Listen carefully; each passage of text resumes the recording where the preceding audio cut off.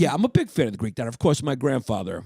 You know, that's how it's like. Is that where you guys made your money? That's where we made our money. Yeah, that's how. Yeah, I mean, it's kind of like the Greek passport into America. I mean, like, you know, that's everybody. You come through the diners. You come through the diner. Like, you know, the one guy comes out, then he brings his brother. That's what my grandfather did. At one point, my grandfather had the biggest diner in all the 5 boroughs. Really? It's called the Normandy Diner on the West Side Highway. Oh, wow. Where like the docks used to be active. And before that, he had one in Red Hook at the docks.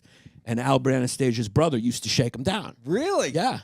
Yeah, my dad would tell me, because my dad would work in the restaurant, and he told me that, Albert Anastasia's brother would just show up. That was his area.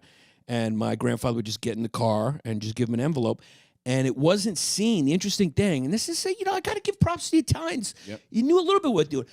They knew what they were doing a little bit. It wasn't seen as like, a payoff as much as like a part of how the system worked. Community. Yeah, and like it was, you know, everything was cash then, so you needed, 100%. it was like someone was going to knock you off. Yeah. So it was almost like you paid them for security. Yeah, my grandfather ran, he had the biggest tomato business in New York. Right. He models Tomatoes Brothers. Yeah. And he was same sort of deal. Him, my uncle Nino that we spoke of with the basement, my uncle Vinny, they all ran this big tomato market there.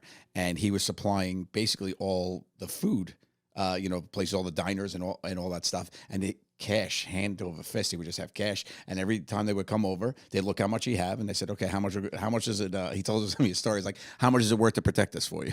Right. And he's like, "Well, 10%, whatever." And he would just bust them off, and sometimes the envelope would be bigger, but that's how my grandfather kept his money. Yeah. Nobody came and bugged him. It wasn't even like they were going to knock him off. They would just know that somebody else was going to. So yeah, it was kind of like they're on the West Side Highway at 4 a.m. You can't rely on the cops necessarily, and I mean it's one of those gray areas. Yes, yes, you're getting robbed, but also nobody else is going to rob you. You're getting robbed how much you want to give. Yeah. It's more like a charitable donation. This is before the 501c3s. Yeah.